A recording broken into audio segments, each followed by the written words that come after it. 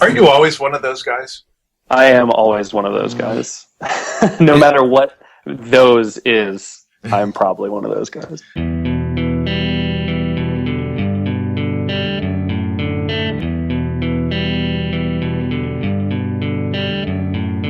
Hosting and bandwidth provided by the Bluebox Group. Check them out at bluebox.net. This podcast is sponsored by New Relic. To track and optimize your application's performance, go to rubyrogues.com/New Relic. This episode is sponsored by SendGrid, a leader in transactional email and email deliverability. SendGrid helps eliminate the cost and complexity of owning and maintaining your own email infrastructure by handling ISP monitoring, DKIM, SPF, feedback loops, white labeling, link customization, and more. If you'd rather focus on your business than on scaling your email infrastructure, then visit www.sendgrid.com. This episode is sponsored by CodeClimate. Over 1,000 organizations trust CodeClimate to help improve quality and security in their Ruby apps. Get 50% off your first 3 months for being a Rogues listener by starting a free trial this week. Go to rubyrogues.com/CodeClimate. Hey everybody, and welcome to episode 132 of the Ruby Rogues podcast. This week on our panel we have James Edward Gray. So I just talk into this can at the end of this string you handed me? Yep. We also have David Brady. I can neither confirm nor deny the existence of a one-time pad. Josh Susser. I think I can't use these semaphore flags. How do they work? I'm Charles Max Wood from devchat.tv, and this week we have a special guest, Steve Klabnik. Hey everybody. A witty saying proves nothing. So you've been on the show before. Do you want to introduce yourself, since you haven't been on for a while? Totally. Hi everybody, I'm Steve. I write lots of codes in various things, mostly Ruby at this point. I've been doing a lot of work over the last couple of years, teaching, working on Rails, writing books, designing APIs, tweeting too much, getting really angry on the internet. Yeah, like lots of that. And keep it up. Yeah, I try. Wait, somebody's angry on the internet? And wrong. There's lots of wrong people, and it's really easy to get mad at them for being wrong. Who's the most wrong person on the internet? I don't know if I can say that. Okay. I was going to say, this isn't a political or religious podcast, so in the interest of keeping our clean rating... But since we were going to talk about secrecy today anyway, that also makes sense. I'll keep that information redacted. Yeah. Nice. There we go. A big long bleep! Yeah. So Steve, you gave us a scary talk at GoGaRuCo. What was that about? Yeah, so one of the interesting things about conferences is that whenever you pitch to a conference, it's months before the conference actually happens. And so one of the things I've enjoyed doing as I've been trusted by conference organizers to speak more, is I tell them oh, we'll just figure it out closer to the conference. And then that way I can come up with something that's much more topical. So Josh, since we were friends, decided to entrust me in this way. And then it was shortly before the conference, we're like, okay, we do need to figure out what I should talk about now. And the NSA leaks had been all over the media recently, and I'm one of the people who's been talking about this topic. So we decided that I would do a talk on that stuff. Since, every Ruby conference has tons of non-Ruby talks as well. So this is sort of more just we are the people who build these systems. We should be thinking about the implications of the stuff that we build. And so in that talk, I put together some information about the history of surveillance, some stuff about certain software systems that we can use to help prevent ourselves from being surveilled, and then a little jab at how hard these things are to use towards the end. So that's sort of the summary of the talk. I think you should come give that talk in Bluffdale, Utah. Yeah, that'd be great. For anybody who does not know, in the middle of Utah, the NSA, or is it the NSA? I think it's the NSA. Some three-letter agency of the government has been building this massive data center that is going to be able to hold the next 100 years of information produced on the internet, even taking into account our current rate of growth of producing information on the internet. Yeah, it's like a multi-petabyte or a exabyte of data. Yeah. Yeah, it's really, really massive and excessive and slightly terrifying. I'm just angry that it slows down my BitTorrents. Well, they got to copy all those bits too, so it's going to take twice as long to copy all those bits, right? That's how that works. If they would offer a caching service, we would line up to fund them. Yeah, some people at archive.org. Yeah. They're going to end up with all the porn in the world, and we could just get it from them, and it would be so much faster. Yeah. So this is actually an interesting side effect, talking about like keeping track of all the porn. Like one of the things about this privacy situation that people don't know is like, everyone does dumb things when they're a teenager, right? And so if you like send a risque photo to your boyfriend or girlfriend, via like, I'll just say Snapchat, even though Snapchat is not for that kind of thing, because everybody like laughs about it being so. One of the weird implications of this new world is like that photo of you when you think it's going to go away is actually going to be stored forever and ever into the future. Right, so that's like one of the parts of these changing social norms involved in this kind of surveillance stuff. So you remember how when we were in like high school, and the principal would threaten us with having something go on our permanent record? Yeah. It's a very Ferris Bueller moment, right? But now we actually have a permanent record that matters, that things can go on, but it's not something your principal can threaten you with. It's kind of the other way around, right? Right. And people change over time, right? So, like, you guys know I care a lot about these social justice issues, but, like, frankly, I used to be really freaking terrible about them. Like, there was a time when I thought being gay was immoral. So, like, if the personal record of everything I'd ever said had been, like, kept forever, it would be very easy for people to, like, dig up me saying a bunch of terrible things in my past because, I've grown and learned and changed over time. And so one of the weird things about this idea of, like, a permanent record of stuff is that it doesn't account for the fact that humans are very different as our lives go on and go forward, right? Yeah, that's a good point. I mean, there's also like our judgment in general improves as we learn and experience more. Mm-hmm. So I love seeing people. Okay, so we all have the potential to learn and have our judgment improve. Some people don't take advantage of it, but I know I've said some pretty ridiculous things about programming, as recent as 20 years ago. So one of the things I really liked in your talk, Steve, was you at one point you talk about people who say, "I've got nothing to hide," which was so funny because that was so me going into your talk. I always say that, I have nothing to hide. And you said that means I'm underinformed on this issue, which I liked. Why do you say that? So the reason I say that is because even if you don't have something to hide, the details around what you do can form a story that's very different than what actually happens. So, an example for my talk, I use this hypothetical situation where, let's say that you have just the phone record. So, one of the things from these various NSA scandals was that they had access to all of the metadata about phone calls. So, metadata being data about data. So, they don't have the actual details of the phone conversation, but they have. In some cases, they do. But in this case, for this purposes, let's just assume that all they know is who you called and at what time.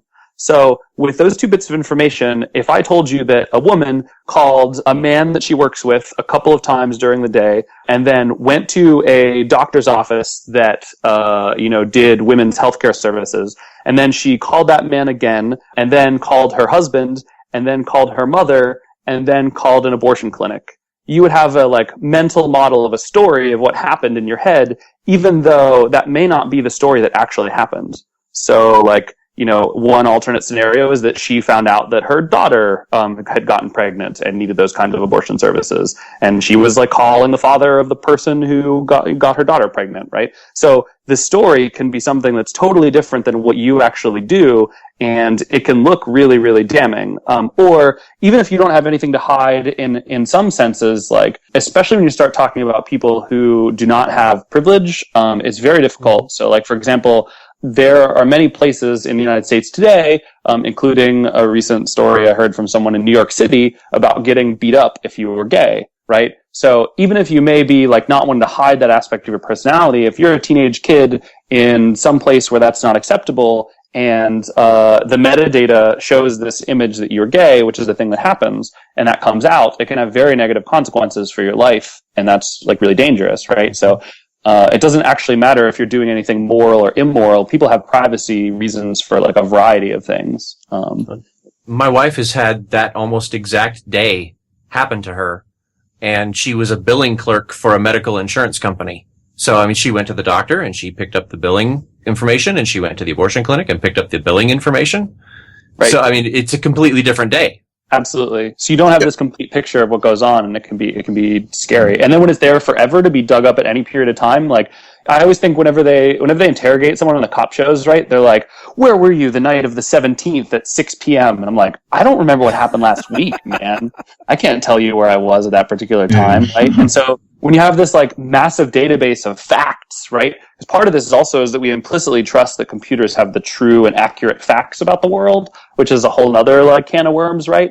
But when you have this like, well, we have a database with the logs, and it says at this time period you went and did this thing. Did you? And you're like, how are you supposed to like say no or maybe or like it's very different. So isn't there a feature on the iPhone for that now? Yeah, it'll just tell you where you were at what time. I think so. So I think the you've got nothing to worry about if you've got nothing to hide attitude is interesting to compare to what the government itself and what corporations are pushing forward, which is more secrecy and more ability to protect what they're up to. And you contrast that with that individuals were losing our privacy and our ability to protect our personal information. Yes, there's simultaneously the Edward Snowden is like the most terrifying person in the universe because he can see all of the secrets, but when the government wants to see the secrets, it's totally cool and harmless and we shouldn't worry about it. It's like there's definitely some sort of weird non-consistency there. It's not weird and inconsistent. It's terrifying. It's true. control fraud. People in power are seeking to increase their privacy and their ability to wield that power, and people who are out of power are losing secrecy and their ability to avoid being controlled by the people in power. Why are we not crapping our pants over this? Yeah, I just laugh at, like, I'm enjoying the fact that I'm not the one that's going all super intense about this. Excellent. Yeah, it's a problem. It's super hard. It's super hard to get people to care. Well, one other thing that I find is interesting about this discussion is the fact that you're saying that problems arise from there being incomplete data. And instead, I think a lot of people freak out because maybe the government is hearing and recording everything. So not just that, they're keeping track of when you made the call and who you called and how long it lasted and where you were when you made the call. But, people freak out because they assume that the government has the phone call or, has the location data where you were all the time off of your iPhone.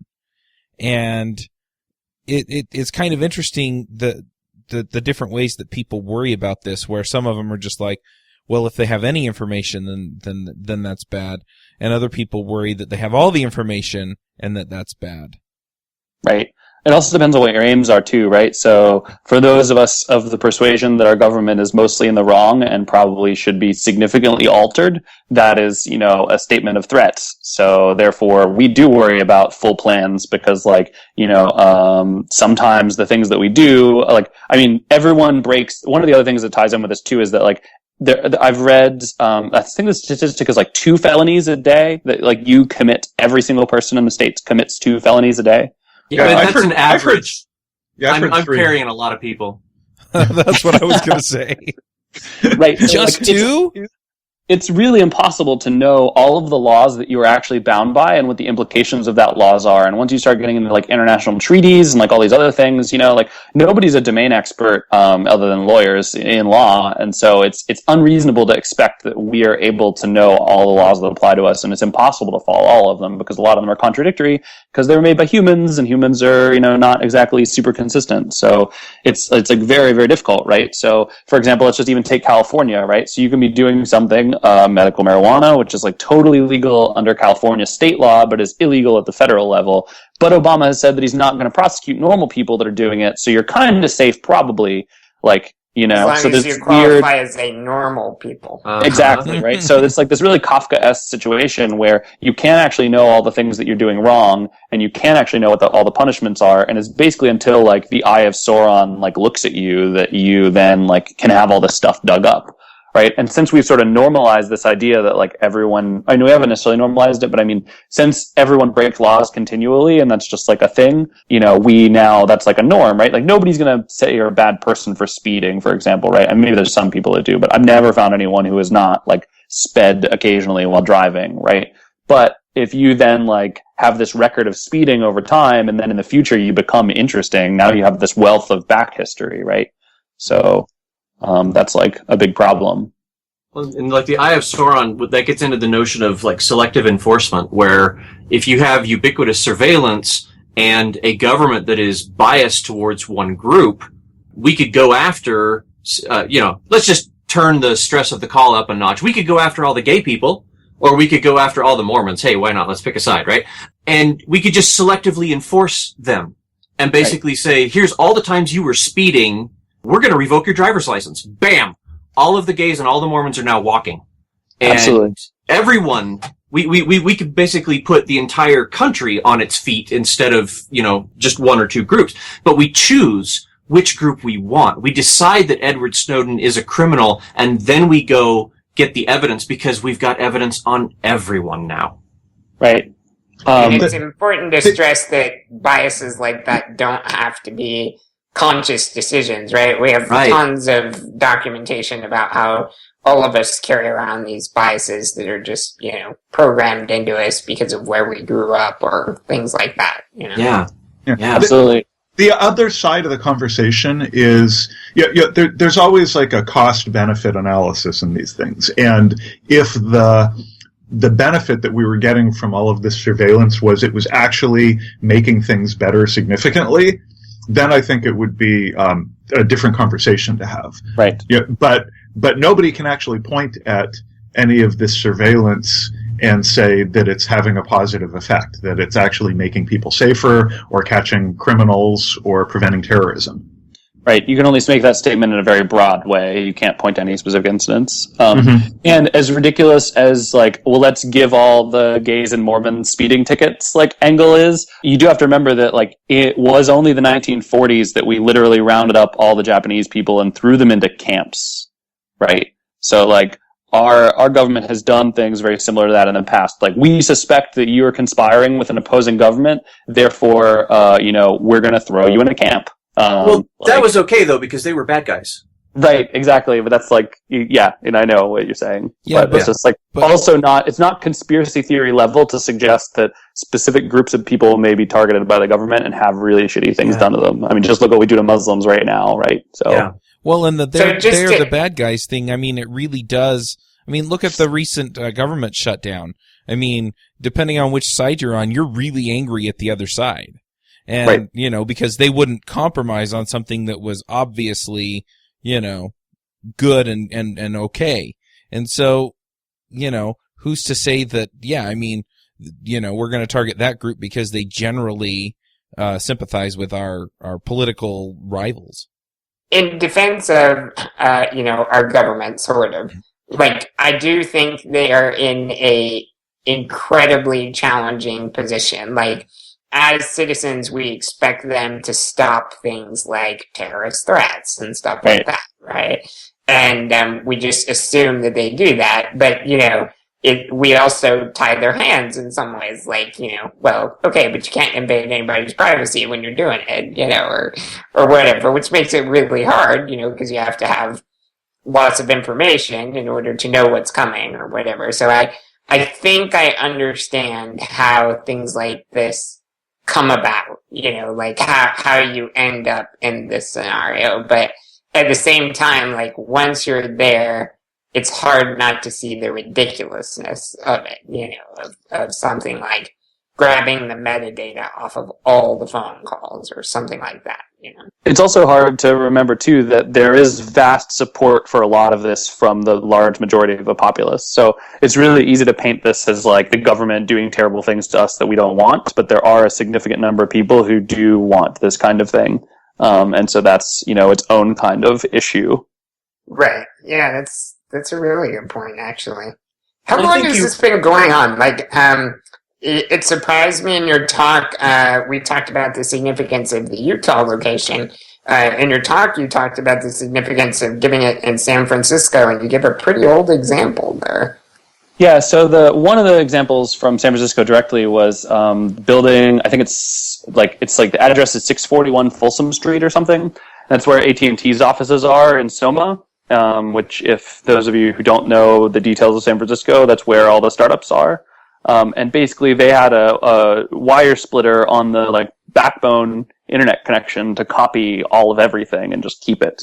And so that was, something that happened in the last 10 or 15 years. I don't remember super specifically when, but I mean, generally speaking, surveillance is something that's much older than the internet too. The internet has just allowed it to scale and has changed the nature of surveillance. But, we specifically surveilled like Martin Luther King, for example. The FBI wrote a letter to Dr. King suggesting that he should kill himself, as an example of like something that we do to people that we find politically inconvenient.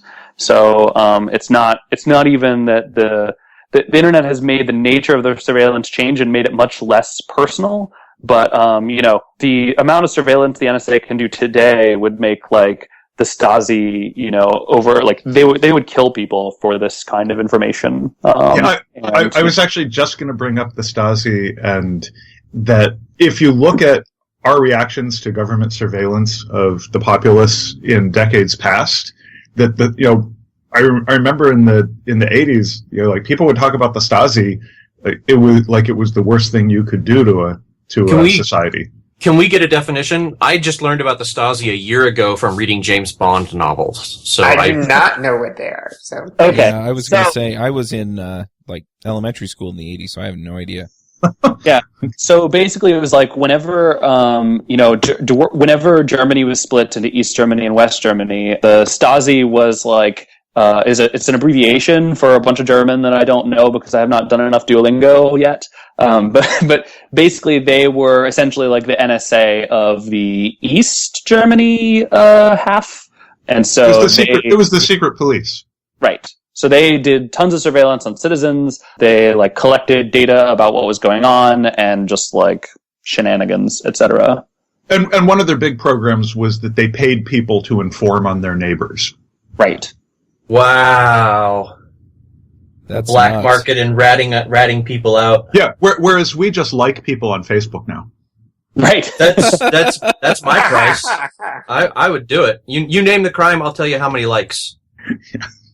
So here's another interesting thing too, since you brought up liking on Facebook. One of the weird situations about how we don't fully understand the systems we build, and this is like the software angle, like why we should care, even if you don't like theoretically you don't care about your privacy, whatever, that's fine. But like as software developers, what we have to think about in our task in the future is, so we only think about the Facebook like button as being a way for Facebook to like know the stuff we like, right? But the problem is that cookies. So when you're logged into Facebook, anytime you connect to Facebook.com, you send the cookie along to it.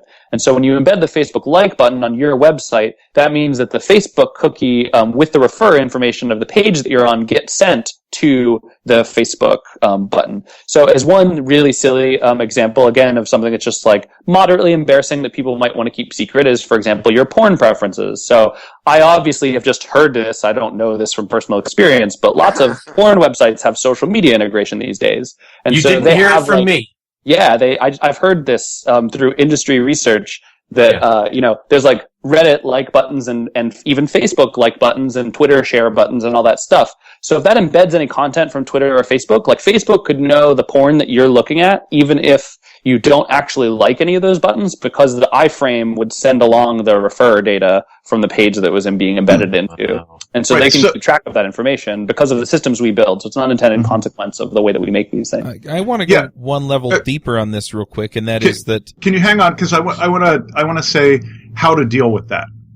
So there's actually a fairly straightforward way to mitigate that problem. And I use Fluid app on the Mac to run my Facebook, my Twitter, my Gmail. So basically things that have, long running cookies that they get, like just what Steve was talking about. If you have a Facebook cookie in your browser, it can, tell Facebook about what sites you're looking at. Oh, I so couldn't have asked for a better setup. Keep talking. Yeah. So I run, in my main Safari, I keep it flushed of cookies from Facebook and Twitter and other social sites, and I only run those things in a Fluid app that has a separate cookie jar. So those cookies never get into the main Safari cookie jar. So if I go and look at a site that has some weird crap on it and a Facebook referrer link, then Facebook doesn't find out that I'm looking at that. I just kind of do that as a matter of course to keep things separate so that things don't get all like blown up all over the place. There can be a lot of advantages to doing stuff like that too, just in that Fluid gives you a way to apply like style sheets to those things and stuff. So like I recently put Facebook in a Fluid app and then built a style sheet that went and like shut off all the ads, which are like a third of Facebook's main page now, you know? Mm-hmm. And then I had like all this room and stuff. There can be other just like nice side effects of that. But yeah, what Josh is basically saying is by keeping Facebook in that separate app, then only Facebook has Facebook's cookies, and then or data, and then when we're browsing around the web, and you go to some site with Facebook integration, it doesn't actually know who you are and can't use that data. Yeah, one thing I do want to point out though is that I have had, and this is where I was going before, I have had at least 2, maybe 3 ISPs where I could actually sign into the web portal that they have, and I could go and look at all of the websites that I've been to. So they keep track of it. So even though Fluid keeps Facebook from knowing it, or if you use Chrome's incognito mode so that, it shuts all that stuff off and all of the plugins in your browser that may be tracking some of this information, your ISP knows where you've been going. And so, even still, I mean, there is some level of somebody knowing this information, and right. It's possible for them to use it against you. Now, hopefully, they're being benign about it, but I mean, we've had things come out in the past where the government or other entities have worked out deals with ISPs and other companies to basically gather all that data anyway. Right. You can correlate, access times. So Tor is a tool that I talked about that can help protect your privacy to a certain degree. But if you have a significant amount of data on the entry and exit point of Tor, you can correlate the access times, and you can know that like someone is visiting that site, even if you like lose the trail in between. So especially when you want to get like targeted information about is this person going to this site, it's not always perfect. So what is Tor? How does it work? Why don't we talk about that? Yeah, so Tor is a project that conspiracy theory here was originally started by the Navy. And it was designed so a lot of what's interesting about all of the stuff we do with technology is so much of it comes out of military research. So like, the reason that the web is decentralized is because we wanted to be able to survive, nukes taking out a city or whatever, right? So same sort of deal with Tor. Tor is short for the Onion Routing Protocol, TOR, the Onion Routing. So basically what it is it's, they use the onion to describe it because you basically layer up an internet connection with multiple levels of encryption. So let's say that I, want to visit a website. So we'll just say, the Ruby Rogues website. So what happens is when I sign up and I turn on Tor, which the easiest way to do it is to go grab the Tor browser bundle from Tor's website, which includes a Firefox that has the Tor access stuff pre-set up. So just like you build a Fluid app for a different site for different things, it's really nice to have this like Tor-enabled browser to leave your normal browser alone. But you start up Tor, and what happens is your computer connects to the Tor cloud of servers, and it says like, hey, is there any good entry nodes that I can use? So it chooses an entry node, and what happens is when your browser says, I would like to go to, foo.com, it sends that to the entry node, and what the entry node does is it picks, I shouldn't say super big it picks, but basically the Tor network determines how to route your request through at least 3 servers, and it wraps them in encryption every time. So server A sends a doubly encrypted message to server B. Server B unwraps one level of encryption and then sends that message to server C. Server C unwraps that next level of encryption and then sends it along. So what happens is that B does not know who sent the message to A. They just know they got a message from A. And C does not know who sent the message to B. They just know they got the message from B. And so at every level, at every like bounce that happens through the system, you unwrap a level and you lose one round of history. So it's impossible to trace the connection back to the original person because you have made it like it's gotten lost in this bouncing around. So the downside is, as you can imagine, it's pretty slow, because you're connecting through at least 3 intermediate servers before getting to your final server. And it doesn't protect against everything. So like I said, if you have both ends, you can correlate the access times and know that it's like, oh, this person is browsing this site. If a large number of nodes were compromised by a particular entity, then they could have enough nodes known to be able to say, oh, A did send a message to B, and B did send a message to C, and C did send a message to D, or whatever. But we have pretty good reason to believe that most of those nodes are not compromised. And there's also, if there's a bug in Tor, obviously that can be a problem. So short of the level of anonymity that Tor provides and all of the onion routing, what about just a straightforward anonymizing proxy? Yeah, so basically, as long as you can trust that the person who runs the proxy is not actually keeping the data, which is something that you maybe can't, because like a lot of these issues really do come down to trust and who you trust and how much you trust them. So if I was running an anonymous proxy that said, like, we keep no log files, we throw everything away every 30 seconds or whatever, then you probably can trust that that's okay. Probably. It just depends on, at what point do they then, are forced to, so one of the weird things is national security letters. So if the government sends a national security letter to you, you are not allowed to talk about the fact that you received a national security letter. So even if you're running a free anonymous proxy and then you get a message from the government and they say you must install the software that keeps track of all of the log data, and by the way, you're not allowed to say that we told you this, you then have to keep telling people essentially a lie, or face criminal contempt of court charges. So, and being attacked by the government is a scary thing, so. This has been a problem in some of the recent cases that as the NSA starts to, kind of apply these pressures and stuff, very few companies are able to stand up to them because, as you said, just doing that puts you on a severe side of, criminal law, and it can get very ugly very fast. So only very large companies will do anything at all, about, standing up to them, and sometimes not even then. Wasn't there an example of Google doing that? LavaBit made the news as well.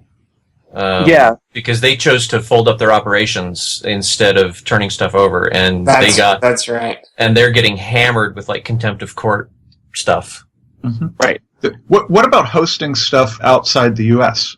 So one of the weird problems is that we exert a modern form of imperialism where we make other countries follow our laws, even though there are laws. And one way that we do that is through free trade agreements. So, for example, right now, this morning, WikiLeaks leaked the contents of this document called the Secret Trans-Pacific Trade Partnership Agreement, TPPP, PPPPP. That's our government. Yeah, and so basically they essentially say, if you don't follow our copyright laws, then shit's going to get real bad for you. And so even though other countries may have better information on server stuff, first of all, our country is not beyond just straight up hacking your shit, because it's in another country, so we can get away with it, right? So we do this to China all the time, and we brag about it. The Stuxnet was revealed to be created by the Israeli Defense Forces, and I think that we had some involvement in Stuxnet as well.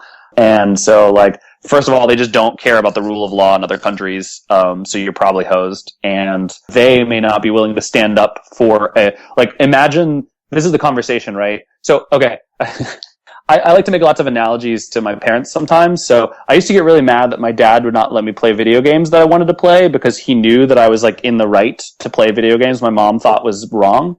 But once I grew up and got a girlfriend, I realized that if I had a kid and my wife, if I had to, I'm not going to pick a fight with my wife just to let my kid play video games, right? So it's the same kind of thing where, if you're the French government and I'm a United States citizen and the United States government says, hey, France, we really want this person. Yeah, we might have to violate some of your laws to do it, but we're going to nail them anyway. The French government is not going to stand up for you, the individual, to you ruin their trade agreements, right? And cause an international kerfluffle. Well, especially since you are the U.S.'s kid, not France's kid. Exactly, right? So it's just the incentives are just not there to actually protect you. Yeah, it's pretty interesting. Well, and between your house and France, I mean, they own all the pipe all the way over there. Yep. So that's definitely a problem. Well, and they own a lot of, you look at the internet topography, we own a lot of the pipe between France and Belgium. right? I mean, you send an email from Paris to London, and it goes through San Francisco. Yeah. And also, too, you have to remember that, like, courts are interesting. So, for example, this is not related to privacy, but is one example of, like, the government using courts to silence people for various reasons. So I have a friend of a friend who lives in Salt Lake City a while back, and he was concerned about the fur trade, and so he had some meetings to discuss some activism that could be done around this fur trade. And he had 3 meetings, and after the 3rd meeting, a fur factory burned down mysteriously.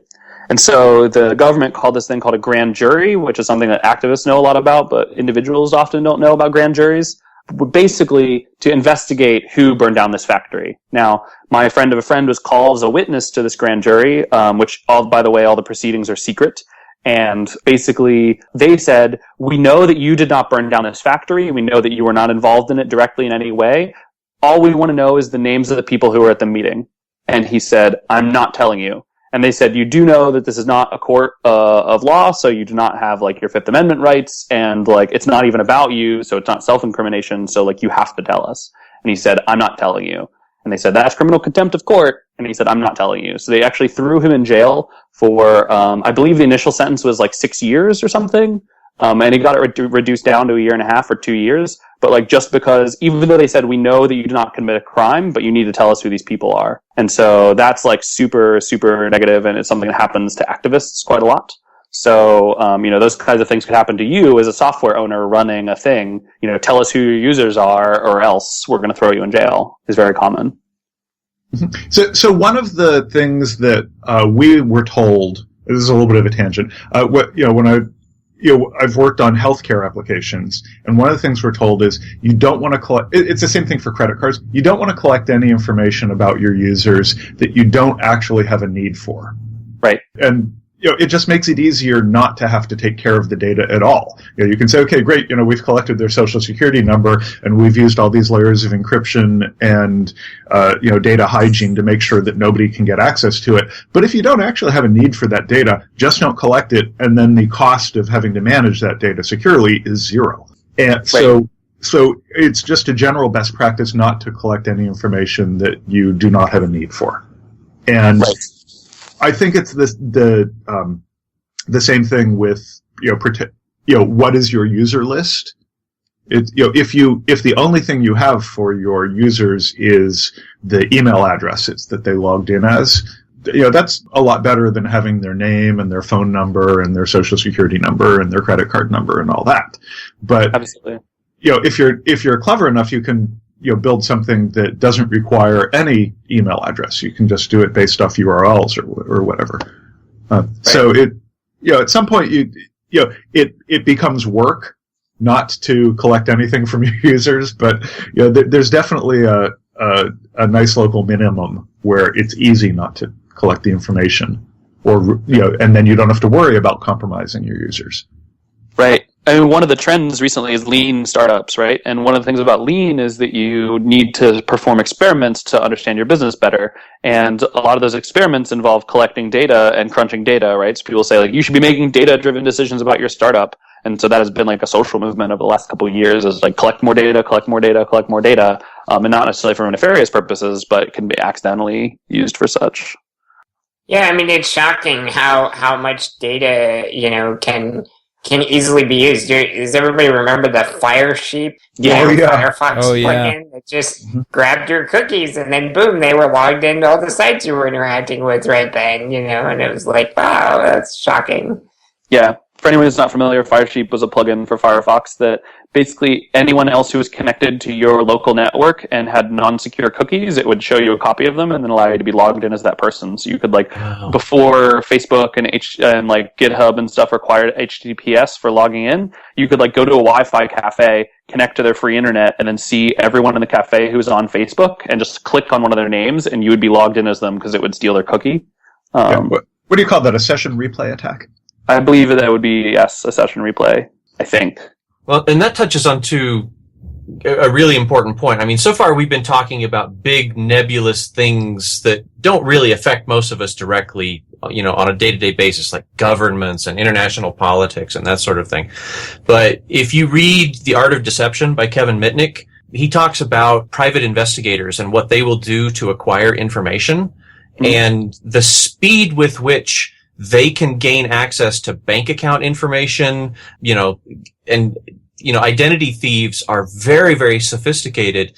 And yeah, I'm running whatever Google Latitude has changed and it's got a different name now, but my phone now knows, where I work and where I eat lunch every day. And it's telling me, like right now, that, I'm 8 minutes away from my favorite cafe. It knows my patterns from day to day of physical travel. And when I flew to Austin for Lone Star RubyConf, it knew that I was traveling, and it constantly told me how many minutes away I was from the airport, because it knew very soon that I was going to need to get back to the airport, and I needed to know how much time that was going to be.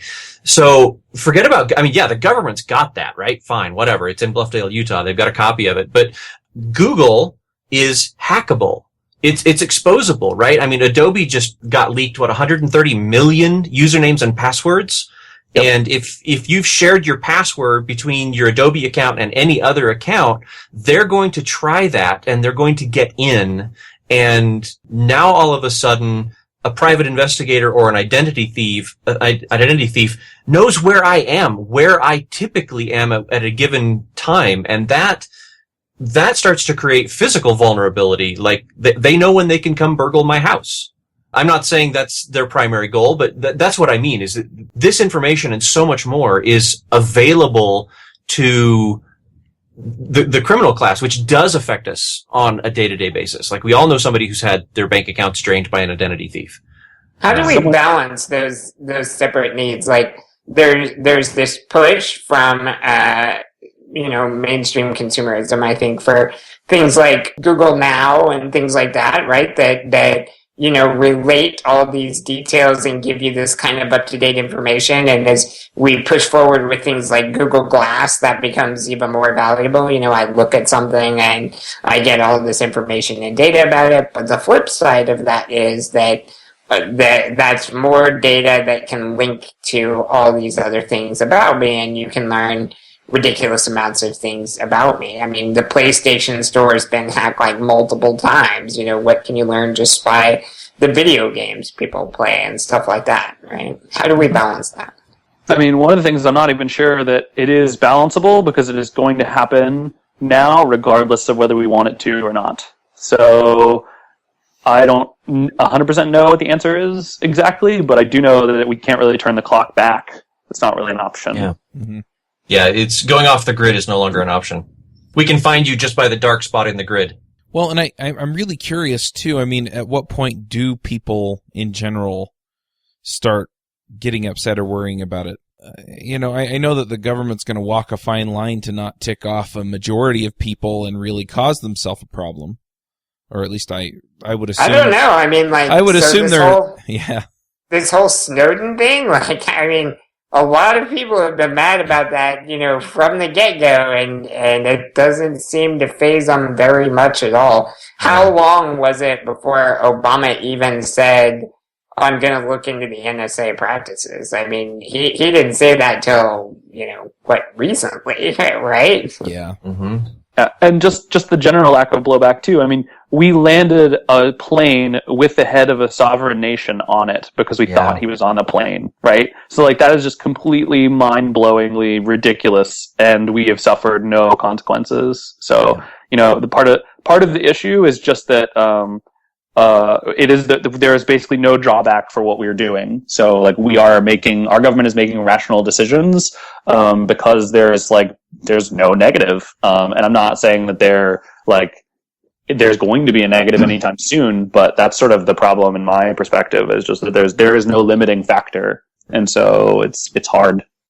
Okay, so you say that there are no negative consequences, at least in the short term. Well, we don't actually know. We've seen how much of the government's business is conducted in secrecy, and we don't know what kind of negative repercussions have happened in secret diplomatic channels. Yeah, so. Right. That's true. And also you have to remember, too, that, so everyone pays attention to the point at which things become visible, but like a pot of water goes from 0 to 100 degrees before it starts boiling, right? So every 10-degree increment doesn't look any different until you hit the boiling point, and then all of a sudden it's like, whoa, that 10-degree change is a super big deal, right? But it's not. Actually, it's about gradual buildup. So it definitely is possible that we're in a stage of like gradual buildup for an eventual backlash. Absolutely. And that doesn't mean that the gradualness should be discounted either.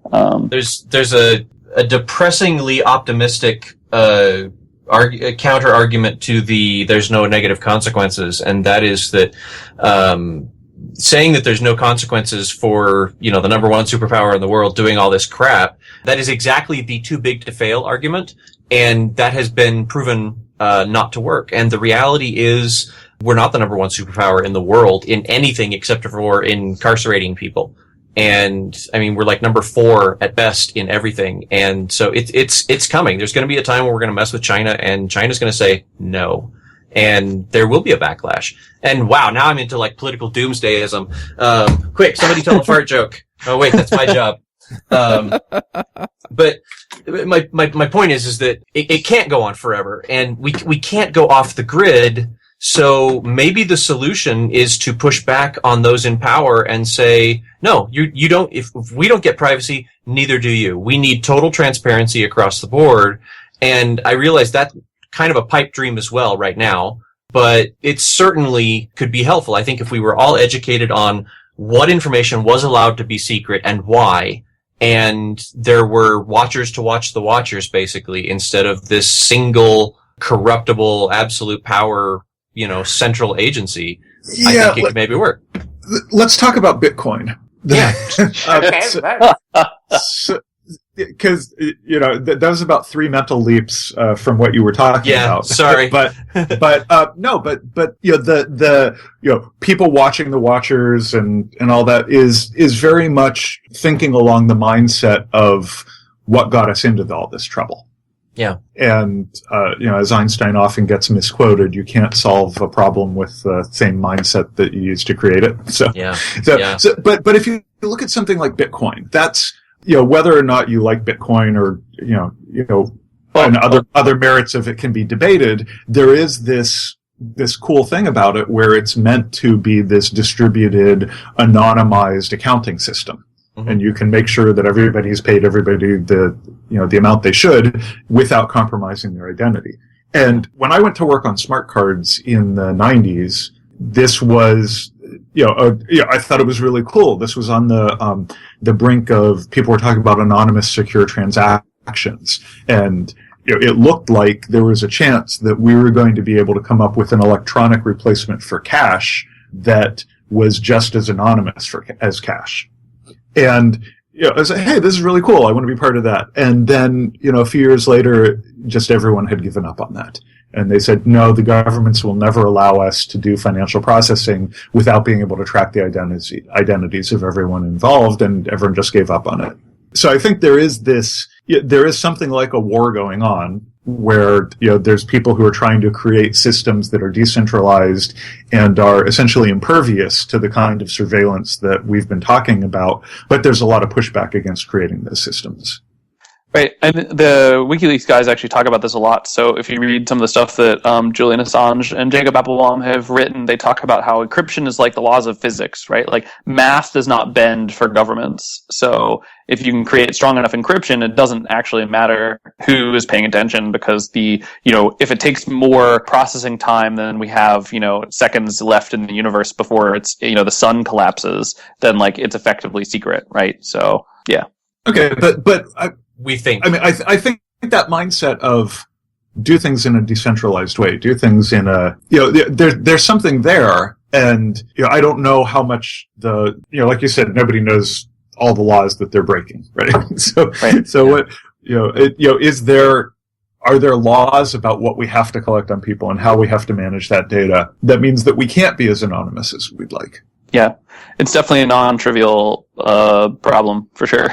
Okay, so short of worrying about those laws, what are the kind of things that we as like web developers and software developers should be doing so that we are not unnecessarily compromising our users' privacy? Yeah, I think that's a great question. I mean, we've already talked about like some individual things. Like, Tor and, placing your apps in separate containers to get cookie jars, or when Firesheep was big, everybody would tunnel over SSH to get their internet connection when they were out in public, and there were tools for that, like SheepSafe and stuff, that helped you dodge, that. Right. So yeah, what from an app level? Yeah, no, there's some basic stuff that I think that most web developers who are, awake and not under a rock, know about, and that's like you don't store passwords in clear text in the database. And, one that most people I think are aware of is that if somebody tries to log in and fails, you don't tell them what failed, their user ID or their password. You just say, you can't log in. That way, you protect against attacks that are trying to phish to say, oh, does this user have an account on your system? So you don't even let them know that. And then when they then if somebody tries to go to a page in your application that is protected by authorization controls, you just give them a 404. The page isn't there, rather than letting them know there is a page there, but they can't get to it. There's things like that we do in building our applications in the name of security. So what are the things we're doing in the name of protecting our users? Right. I think the most fundamental thing to remember is that technology is not agnostic.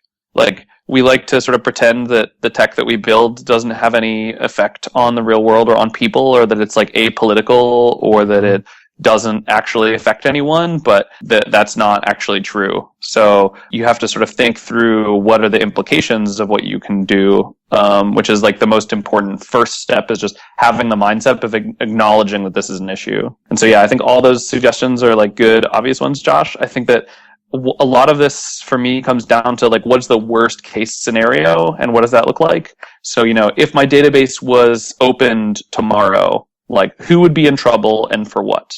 Right? So like, what is if we start storing this extra kind of data and that gets leaked, like what are the possible implications of that? So should we be storing this somewhere or not? So people think about this with credit cards all the time, right? That's why you don't want to deal with PCI compliance. So you pay someone else to handle your payment stuff. So you don't have to like deal with that regulatory issue, because if you would leak people's credit card numbers, you would be terrible, right? So if we start thinking about data in that kind of way, that's like, there's other kinds of data that are valuable, not just credit card info. That's like a good like mindset to get into to how start working on these kinds of things. What are kinds of valuable data? That's a good question, actually. I mean, like everything is part of it. Part of like everything is valuable to a certain degree, right? So if you know what email addresses people use, you can then like correlate things together. If you know what like access they come from, you can say like, oh, you can know that I am, for example, not in my hometown right now because you can see via my Twitter that I tweeted about it being cold in Brooklyn last night, right? So you can make an educated guess that I'm probably not in Los Angeles. And so, it's those kinds of things that I think it's super individual. It's hard to really say in general, like this is data that's useful and this is data that's not. All data is useful. The question is for what? Right. Yeah. I know personally, I don't do any of that like Foursquare check-in that lets people know where I am because, I'm a little paranoid about that kind of thing. On the other hand, if I go speak at a conference, everyone in the world knows that I'm in, Portland or Miami or someplace and not at home. So there's definitely past a point where you can't be, lurking and anonymous and, protecting your identity completely unless you're Why the Lucky Stiff. Right. And going that route.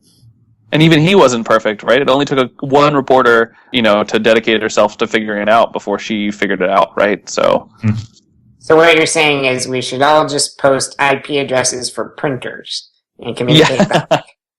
Yes. Snail mail only, but they actually read tons of snail mail too, so that's actually not significantly more secure.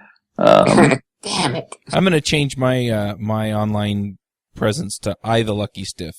Just don't tell anybody, okay?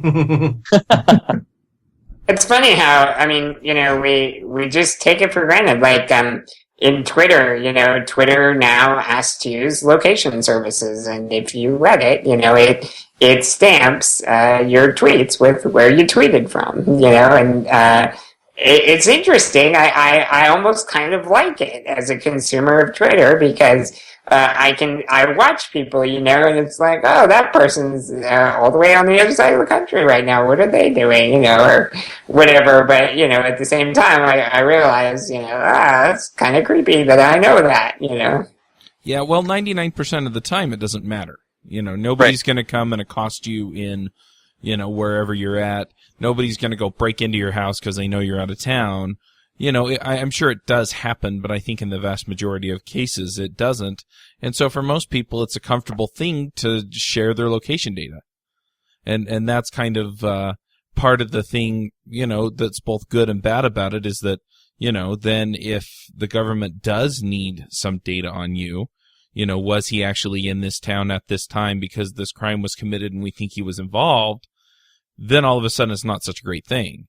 And so it really boils down to, I think, what Steve was getting at earlier, and that is that the amount of data and the type of data really depends on who's trying to use it and what they want to use it for. And also, there's things like, something came out recently about all those mugshot websites where when somebody gets arrested and they get booked and they have a mugshot taken, that's just like one step in the process. And very often people are just like released. No, there's never any charges. There's an arrest record, but that's it. And, but you go to these websites and now there's like this information about someone being arrested and it's all over the internet. And, even though they were never convicted of a crime, there's still that record. Mm-hmm. And then there's other similar things where last month, for example, someone in Pearl community got arrested for domestic abuse, and someone happened to be looking at one of those websites and noticed, like, holy shit, that guy yesterday got like booked for this, and so that was like a Pearl drama situation, in a programming community with something from his personal life, spewed over, etc. Right. But then there's years ago, somebody wrote a website, pleaserobme.com. Yes. Yeah. Which like took all of the public check-in information about, and then there's the website where, there's just like all sorts of other websites where it like takes publicly available information and makes it really, right. There's the website that finds people who are posting photographs of their credit cards and debit cards on Twitter. Wow. With their numbers. What? People do that? Yeah, people are like, got my brand new credit card, woo! Yeah. Or, I got my driver's license. So there's people posting like really dumb, personally identifying information publicly on Twitter and Facebook. Yeah. And so people have been like compiling these as sort of satire accounts and things. But it can do real damage. And there are websites that are sort of in the black market area of the internet where they compile personally identifying information and resell it. So there's like all these identity theft websites that deal in this business. And there was a time before people used real databases where, for example, you could like Google for Visa and then like the 4 digits, and it would find like some online store's whatever.txt that was all their user account information with all their credit card numbers, like back in the day. Obviously, we're a little better than that now. Cool. Yeah, and terrifying. My favorite bit of that was Jeremy Clarkson from Top Gear. A couple of years ago, published his bank account information in the newspaper and said, identity theft is a storm in a teacup. And he basically then said, here, you can get my address from the electoral roll and da-da-da-da-da. And the very next day, he, against his will, made a £500 donation to the British Diabetic Association. Right. There was some guy like 5 years ago who had some internet service that was protecting identity theft, and he like rented a truck and drove around LA with his social security number on the side of the truck. Wow. And then he got hacked. Yeah. It's like, he was like, oh, my service will protect me, but then even that couldn't do it. But my point is that it's not just protecting against the government, it's that or official surveillance. It's that there's other abuses of our information and places where we deserve privacy and it's important and valuable. That it's not just about government surveillance and the things that we do to protect ourselves and our users against unwarranted surveillance. Yeah, and it's a great line. Like I've had stalkers show up to where I said I was tweeting, and I've had best friends show up to where I was tweeting, and I've had people that I hadn't met on the internet before that I was happy to say hello to. Right, it just like show up because I tweeted I was somewhere. So right, but let me just finish the thought. Is that the things that we do to safeguard our users against unwarranted surveillance are also useful for protecting their information against people who are using it for obviously nefarious purposes. Yeah. Totally. This gets into the theory of vulnerability, where if you are invulnerable, you can afford to be vulnerable external, like limitlessly. You can let people in and out, to whatever level, because you're not vulnerable internally.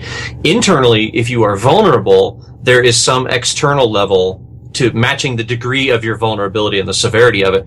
There is some external level of invulnerability that you must maintain. Okay, that's kind of fun psychological theory, but I wonder if this is a separate episode. Actually, I wonder if this is an entire 6-month course about what we can do if we've admitted, if we're just declaring bankruptcy on privacy and on security and on freedom from stalkers. Like Steve, you said you've had stalkers show up where you were tweeting, but you don't want to give up that privacy, or you don't want to reclaim that privacy because you've had friends and you've met new people doing this. So in order to do that, you have to become invulnerable in that space. And the way you do that is by having a plan and knowing what you're going to do. So knowing what you're going to do if your identity gets stolen, knowing what you're going to do if the government, executes a no-knock warrant on you at 3:00 in the morning, knowing what you're going to do if these details, if somebody publishes, the complete anthology of homophobic rants from Steve Klabnik, right? I mean, it's, you would handle this, right? You're not laying awake worrying about this. If that happened, yep, I did that. I shouldn't have, and I'm different now. And people would be, okay, and we'd all move on. I'm elaborating the point now, but my question is there something that we can do now to prepare against this kind of stuff for when it goes bad? How do we deal with things when things go bad? I think that one of the most important things to remember is that things are different. So we are all human and we all do make mistakes, and so sometimes I'm not saying in the sense of government spying stuff, that's sure, but when something that is awkward comes up because of a certain thing, I've sent, missed text messages to people, right? Where I send one thing to someone I meant to send to someone else. Yeah. And so we need to be to a certain degree charitable when these kinds of personal private boundaries get mixed up in a weird way. We need to say oh yeah, it is really awkward that there's a photo of you topless on the internet, or naked, or whatever. I'm not going to look at it, or I'm going to still respect you as a human being, because we all up and do things that we're not proud of. And so I understand that was intended to be private and it's not private, my bad. And so developing that kind of empathy and because really this is about new social understandings, right? The reason this is a problem is because it violates our notions of what's private and what's public. Mm-hmm. And those have been shifting for a long time, in that before we had mass media, what was private was very, very different than today. And so, a lot of this is readjusting our cultural norms to a world where some things we think are private and we say them are not private. Mm-hmm. I can think of recent incidents, for example, with mailing lists that are private, where someone who is not part of that private group gets access to a list, and then people are upset because it violated, even though it's being sent over the clear in emails that are clearly not actually private. That doesn't matter because we have a social expectation that's been violated, right? Yeah. So we need to work on these social norms and figure out what the right boundary is, and be charitable when these boundaries are screwed up, in the meantime, at least when it's appropriate. I mean, obviously, if you willfully violate boundaries, that's another thing entirely, but accidental violation will happen somehow. Yeah. I think we need to start being conscientious too of our role in this. Yes. I remember an incident a while back, where somebody asked a question about people on the mailing list, and I had actually, I don't know why, read the entire intro email that nobody ever reads to the mailing list. Yeah. And it turned out that this mailing list had this feature where you could just send an email message to a certain address and it would respond to you with every single person on that mailing list. Wow. And so I did this and I used it to answer the question, and somebody was like, how did you get that information? And I was like, oh, it's available on the mailing list. And it didn't even occur to me back then, which, it's wow, that's so horrific. But it was actually the mailing list owner was like, wow, we didn't even know that feature was in there or active or whatever. That's like super scary, and it is. One recent privacy violating thing is this whole LinkedIn intro situation. And so, a lot of people said like, oh, well, the programmers who built that were just like doing their jobs or whatever, right? And so there's sometimes we will be asked by management or by other people to like do things that we find to be not acceptable. And one of the things that I am like super conflicted about is that like other professions have things like ethics boards, which determine what the appropriate social norms for profession are. And so it allows people who are working to push back against management that wants them to do something that's unethical by saying like, I could lose my license, like I'm not going to do that or whatever. And we sort of have nothing other than like, you're going to like quit your job, right, over this? And like people have reasons they can't quit jobs and stuff. So there's oftentimes when we're asked to do unethical things and we need to make sure that we don't absolve ourselves by saying that like, oh, we're just the tool makers. What you do with the tools is good or bad. If you build tools that are primarily used for bad, then, that's bad. We were just following orders. Yeah. So I heard somebody speak about the new LinkedIn connection feature that way. Yeah. That it was unethical, and I kind of agree with that. I don't want to point fingers too badly, but it looks like there's so much opportunity for abuse there, and that they're not disclosing all the risks. So yes, and just what's the name of the thing? I believe it's called LinkedIn Intro. Intro, yes, that's the name of it. Yeah, it's just basically if you sign up for it, it routes all of your email through their email server, and then they modify your email message by inserting information. Yeah. And that is so. And the crazy thing about it is that if I sign up for that service, then if you send me an email, then it goes through the LinkedIn servers anyway. It goes all your email. They become your proxy. They become your email service. Oh yes. Yeah, but they promise they won't peak. Yeah, don't worry. They're not using it for evil.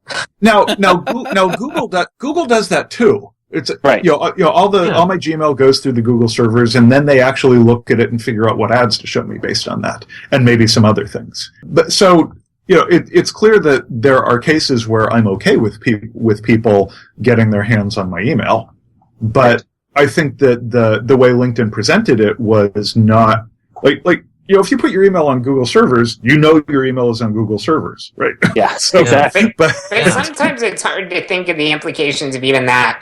My buddy Greg Brown was really good one time about telling me, you don't realize how much Google actually knows about you. They have your email, they have your web searches, they have your analytics for your website, they have your... just like a staggering. People sometimes use Google as DNS, right? If you do that, They know everywhere you're going on the internet, There was a really interesting story, and I think this will be the last one before we're starting getting off into tangents, but where an article on Read Write Web about Facebook came above the Facebook page on the Google search for Facebook login. So what happened is people would type Facebook login to Google, and they would click on the first link result, and then they would use that to find the Facebook login page to log into Facebook. Wow. And so what happened was instead they got this Read Write Web page, which has Facebook integration. And so they logged into Facebook, and there's these hundreds of angry comments about, how could you change the Facebook UI? This is such bullshit. I can't imagine that these people are changing this over and over again. What's the new, they're totally where are all my friends? And they did not even understand they weren't on Facebook. They were on a news site, because people use Google, they rely that much on Google. They don't even type facebook.com. They load up Google first. Wait, you can go straight to facebook.com? Yeah. Okay. So I have family who, when they want to search something in Google, go to the Safari search box and type Google to get to the Google homepage, so that they can then type the search term in the Google search box. Right. Yeah, and they'll type the word Apple to click on the link to take them to apple.com. My mother-in-law will often just take a URL and put it in the Google search box. So she has the URL to go to the proper place, but she feeds it to the Google search box. Wow. I was going to say, I know people that do that. They go to google.com and then put it in the search bar. Yeah. I definitely occasionally have done very silly things where my computery person later was like, that's dumb. And I don't think that the UX, because ultimately people just want to get their stuff done, right? So if that's how they get their stuff done, that's how they do it. But it does mean that Google has a really unreasonable amount of power in the situation that we may not realize at first, because they do control the way that we access the web, period. And so that's important. So, cool. The best we can do at this point is start to be aware of these issues, start to be, aware of our role in these issues, and maybe try to, consider if the actions we're taking are, how does Katrina say it in that great talk she did recently? Are we cooperating or defecting? Right? Yeah, absolutely. And to know that what we do is inherently social and it does affect people, and we can't not care about it. And so we're all figuring this out together. There's no solid answer, and it will require lots of debate and new technical tools and all sorts of other stuff. Yeah. And just remember, if you're not part of the solution, we know where to find you. All right. Well, let's go ahead and do the picks. Dave, what are your picks? I have one pick today, and it is freaking awesome. It is so incredibly awesome. I cannot believe it has been picked before. I had to go to the rubyrogues.com/picks. By the way, if anybody's listening and you want to know what we've ever picked in the past or where to find a pick, that's where you go to get it. I can't believe this has never been picked before. Teammate. Teammate.io. That's TMATE.io. It is the coolest freaking thing ever. If you love Tmux as much as I do, and I know you all do, what this is if you ever try to remote pair with somebody, there's this hassle of negotiating what tool you're going to use, and let's go ahead and use Tmux, but now we've got to stand up a server on Amazon and we have to exchange SSH keys so that we can all get in. That is all gone. That is all a thing of the past. What you do is on your machine, there's a homebrew installer for it. There's an Ubuntu installer for it. I think there's one for Windows. I'm not sure, but there's definitely Linux and Mac, and except for Sandy Metz, who cares about Windows users, right? Anyway, you install it, and then you just go on your local machine in a terminal window, you CD into the directory that you want to work in, and you type teammate, and bam, you're in a Tmux session on your local machine. And then what it does is it goes to teammate.io and says, I want to register a VPN service into my machine for Teammate. And it sends back an SSH with this really long, gnarly session ID string to teammate.io. You give that to your partner over Skype or Instant Messenger, and they go to a terminal and type SSH and this thing, and they connect to the Teammate.io services, and that VPNs them into your Tmux session on your machine. It is slick, it is fast, it is awesome, and I'm going to screw this guy's name up. He's Swedish. His last name, the guy who taught me this is Kevin. His last name is spelled Sjoberg. I'm going to try this, Kevin. Please forgive me. His last name is pronounced Hiberi or Hibari. Anyway, it's, I call him Kevin Crowbar because I cannot pronounce any of the Swedish letters in his name. But he showed me that, and it's freaking amazing. So that's my pick today, is Teammate. Awesome.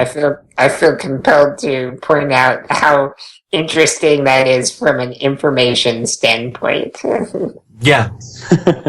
Well, it jails the directory so that they can't get out of, they can't CD out. I think you can get out of the directory and take them with you, but they can't CD out of, I think. There's a trick to it. So yeah, they can't get to your home directory. I was more noting on the interesting information Teammate would have about users connecting with Yeah. you. Yeah. All right, James, what are your picks? So I've found two things that have been super useful to me lately. One is I wanted to set up email on a new site, and I have used SendGrid in the past for things like that, but this was kind of a smaller deal, and I felt like SendGrid was overkill, and I have some desire not to use them anyway. And so I wanted to find a new service, and it was advertised in Ruby Weekly, this Mandrill service. And I tried it, and wow, I've never seen an email service that was so ridiculously easy to get up and running with. I mean, I just logged in. It's free up to a certain point, and that typically means give me a credit card, and then when you go over the line, I'll start charging you or whatever. There was none of that. It was just like, log in, create an account. Boom. Do you want to use our API? Do you want to use SMTP? Whatever. Here, take these credentials, dump them in here. You're good. And it was like so ridiculously easy. I'm really loving it. So Mandrill for email. And then I also switched computers recently. And one of the things I wanted to change was how I manage Windows on my computer. And on Linux, they have all these awesome tiling window managers. Whereas on Mac OS X, we don't really have those because, you can't really replace the Windows manager because Apple. But we do have a lot of utilities that kind of mimic some of that behavior. And I think people know Divi maybe as the most common one. We've actually talked about it on the show before. But there's one called Moom, M-O-O-M. And I think it's kind of like Divi, but with a bunch of cool extra features. It's really nice. You can drag the whole thing from your keyboard, so you can even draw out these rectangular sections you want the window to fill with your keyboard, and the window adjusts to that, and stuff like that. It's really intuitive. Or you can use the mouse, and you can, set presets so Windows just snap to certain things when you hit a keystroke or whatever. And I'm really enjoying it. So Mandrill and Moon, those are my picks. All right, Josh, what are your picks? Okay, I have, let's see, Sarah May wrote a really cool blog post this week, and it's probably been mentioned on Ruby 5 or something like that already, but I'm going to mention it too. The title of her blog post is Why You Should Never Use MongoDB. And that's a very controversial title, but I happen to agree with her. I think that the blog post is great to read just because, in Sarah's typical fashion, she actually uses, data and science and, deductive reasoning to sort through things. And it's a great analysis of things and showing that the idea, the TLDR on it is that even if MongoDB works for the problem that you have today, if you don't really understand where your application is going and what the uses of the data are, you're probably going to get stuck and have to pay that cost in the future. So I think it's a great article. Worth checking out. It was good. Yeah, definitely worth reading. And then the other pick that I have is a classic cookbook. So I've picked a bunch of cookbooks over the years on this show. So I'm picking what's arguably the first cookbook. It's Mrs. Beaton's Book of Household Management. And there's this great website that actually has all the information in it because it's in the public domain because the thing is over 150 years old. Something like that.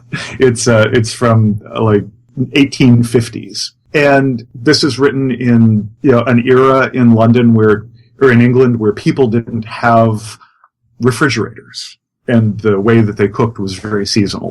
And the ways that they had to, plan cooking and all that. It's just fascinating and the book is a great, way to get some insight into what life was like, 150, 200 years ago, something like that. So I find it fascinating.